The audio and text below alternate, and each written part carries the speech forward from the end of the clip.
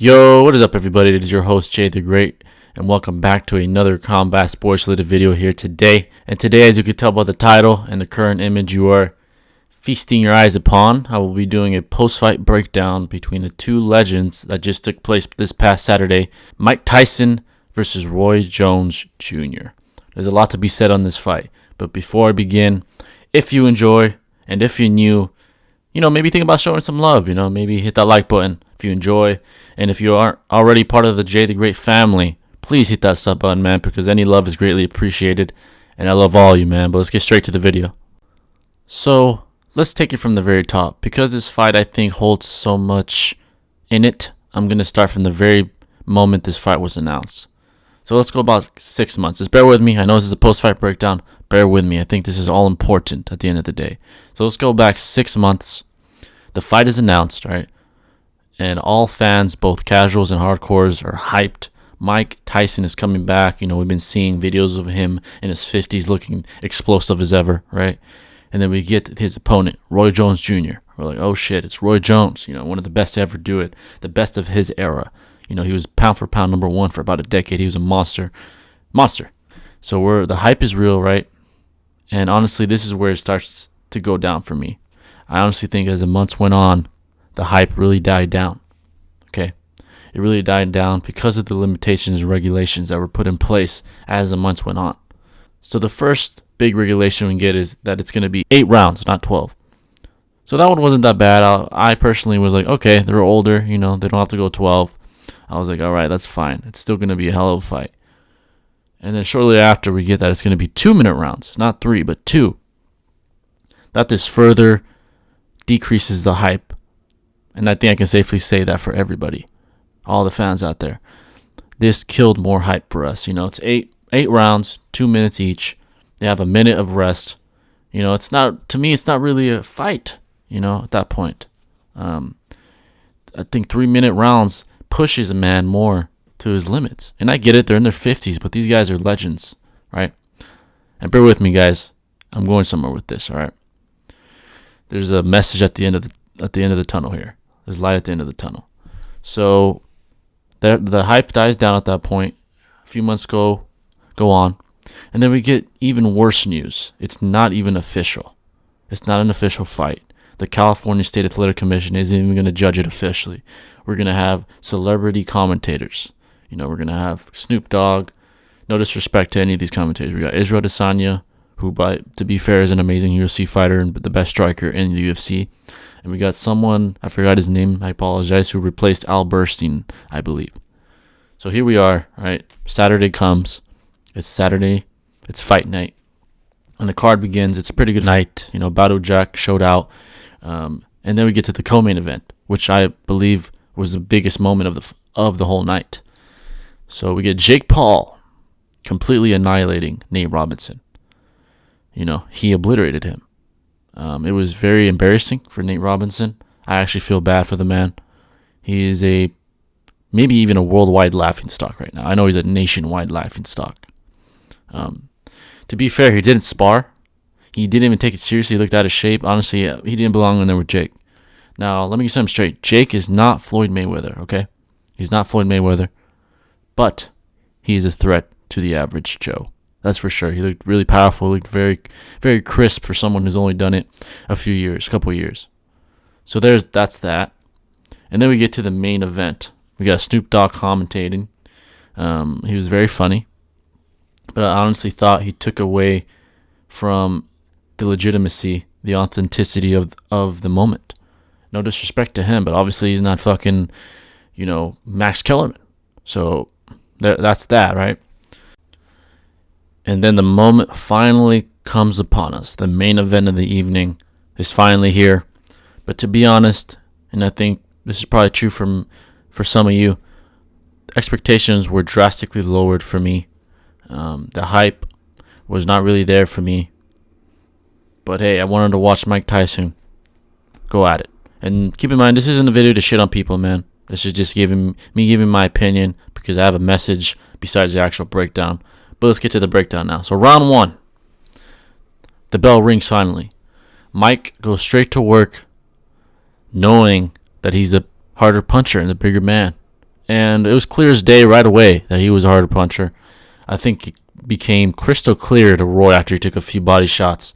He went straight to the clinch in round 1. He held on. I think Mike did a really good job inside, throwing his uppercuts to the body, throwing hooks to the body, getting in a few hits to the head when he could. And I thought he took round 1 pretty convincingly. But to be fair, both men had confidence. So shout out to Roy for that. Props to Roy for that. So that's round 1. I gave it to Tyson.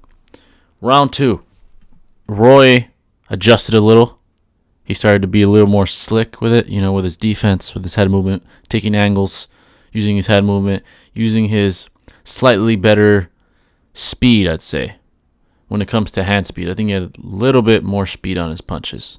I don't think he was more explosive. I thought Mike was more explosive, but I thought Roy was a little more slick when it came to, getting out of the way and things of that sort. So round 2, I thought Roy won that one,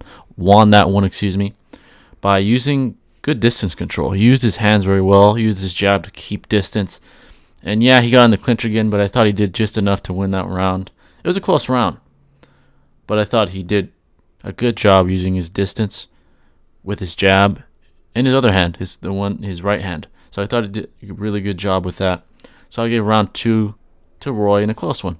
All right, so round 3, I think Mike tried to neutralize the clinch a little more. He picked up the activity and did more damage in that round. I think he landed a couple good ones to the head in that one.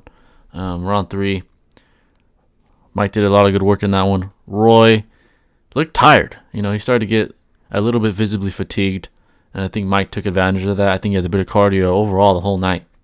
So that one was pretty easy. I thought Mike won that one. And I really thought that was one of the big highlights of the whole night, the cardio. Mike clearly had a bit of cardio the whole night, but definitely better shape, definitely the fresher man the whole fight. And it just showed that Mike had more left in the tank than Roy does, Roy fought as recently as 2018, so, he has more mileage on his body than Mike did. Mike left the game in his late 30s, I believe. So, yeah, round 3 was easily Mike's. He just took advantage of who was fresher and was the better boxer in that round pretty clearly. So now we get to round 4. Now, this is the most tired I saw Roy the whole fight, I think. Either this one or the next one.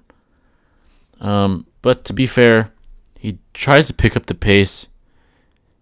But Mike lands a pretty good uppercut to the body. I think it might have been the best punch of the night. He landed a good one, and you could tell Roy felt it. Mike did some damage in that round. That was one of his best rounds, if not his best round. So I thought he won that one, easily won round 4. And after that round, when I saw Roy on the bench, on the stool, he looked very, very fatigued. I could tell he was not in Mike's class when it came to cardio. He was very, very tired. So we got to round 5. Mike was clearly fresher, and he took advantage of that. He had very good combinations in that round, and especially in the last couple seconds. He went to the body, head, body. It was very nice. We saw a couple glimpses of Mike in that round and in the previous, So that round ends. Mike wins that one easily again. So we get to round 6. Mike Tyson picks up the pace with some good combinations and quick changes of angles. And I thought he won that round. I mean, honestly, there isn't much to break down in this. But round 6, I thought Mike won that one, right? I thought he did what he was doing the whole night, and it was working for the most part, right? And then we get to round 7. This, to me, was the most interesting round. I thought it was the closest round, the most competitive round, and honestly, the most entertaining round of that fight, by far. When I saw Roy coming off the stool to go to round 7, I think the coach said something to him or something of that sort.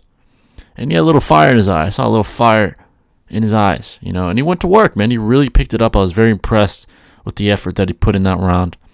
They went to war, quote unquote. If we're comparing this round to all the other ones, that was a war compared to the other rounds, to be fair.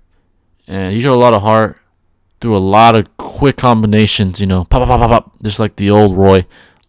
that's the most we got from Roy the whole night. He showed, a small glimpse of what he used to be. And Mike didn't back down. He threw his combinations. He clearly had the more power. But I think Roy actually won this round. He displayed some good head movement, some good combinations, some good changes of angles with his footwork. And he did some good job. He did some good work. I got to give him the props for that one, right? So he wins that round, and a close one. And that round happened to be the most entertaining. So now we go to the last round. Man, I had to give a round of applause to these guys for putting it all on the line. I think they gave a good show. In the last round, they both gave a great effort. But I think basically nothing was left in Roy's tank. And Mike just, got a convincing win in that round. He won that round with explosiveness, very good hip movement, very good hip feints, and great flexibility in his hips, being able to pivot like he used to, make his head go side to side. It was beautiful. That's just the old Mike that we used to see. Obviously, he's not at the level he used to be, but it's nice to see glimpses of Mike and Roy. So the fight ends, and I had it 6-2 for Mike Tyson. I thought he won this fight convincingly, had more power in his punches, was fresher the entire fight, no question, and was the better boxer this night. Roy did good, don't get me wrong. Roy did good, he had his moments, but Mike was clearly the fresher fighter with more left in the tank at age 50 plus. He had more left in the tank, and he showed it, he proved it, he had heart, and so did Roy.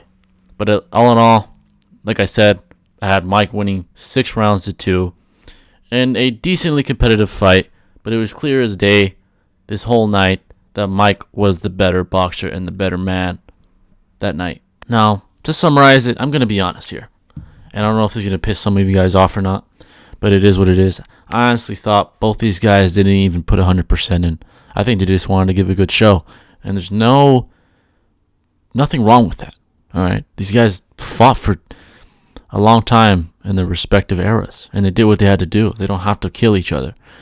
Honestly, I think if Mike would have tried, especially, he would have took Roy out. He would have taken Roy out quickly. Probably by the 3rd round, he probably would have knocked Roy out. He was clearly more explosive, clearly in better shape, and clearly more powerful. I think he would have took him out.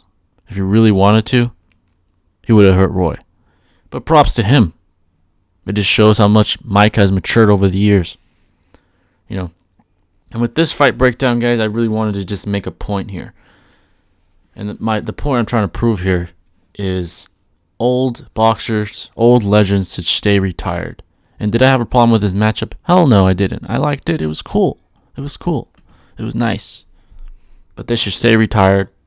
I wouldn't mind seeing Mike fight Holyfield, because he looks like shit, to be honest. No disrespect to Holyfield. He looks old as shit.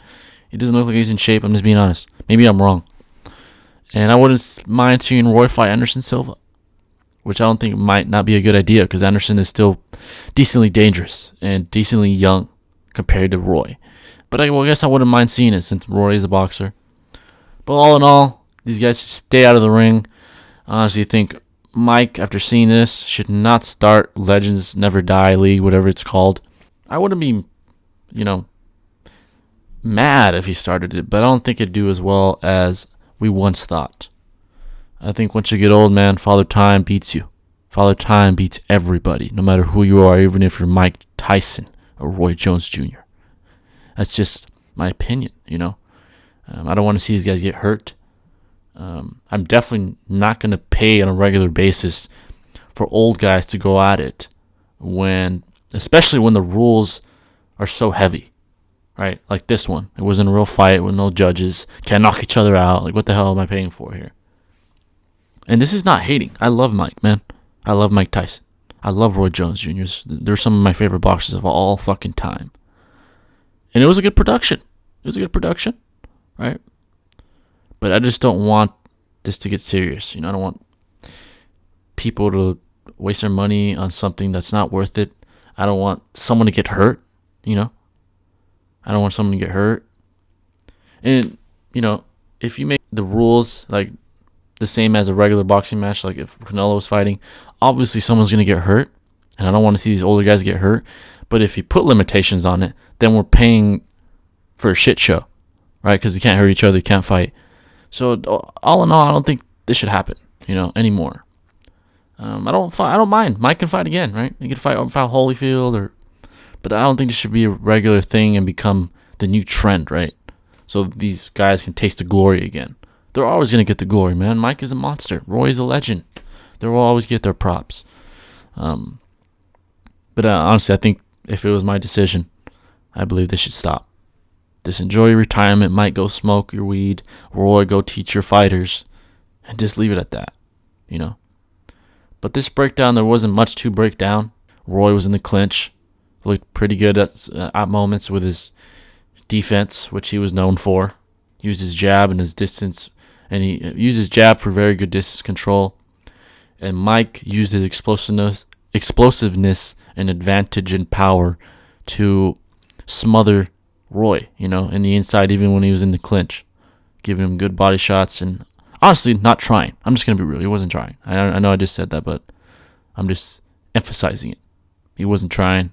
I don't think Roy was trying 100% either. I think he did get fatigued, though. I think he got legitimately fatigued. I don't think that was fake at all. But yeah, guys, that's the breakdown. Obviously this wasn't going to be a breakdown like Canelo versus Triple G or nothing like that, because they're old legends. They can't do what they used to do, and there's nothing wrong with that. But I hope you enjoyed the post-fight breakdown of Mike Tyson versus Roy Jones Jr.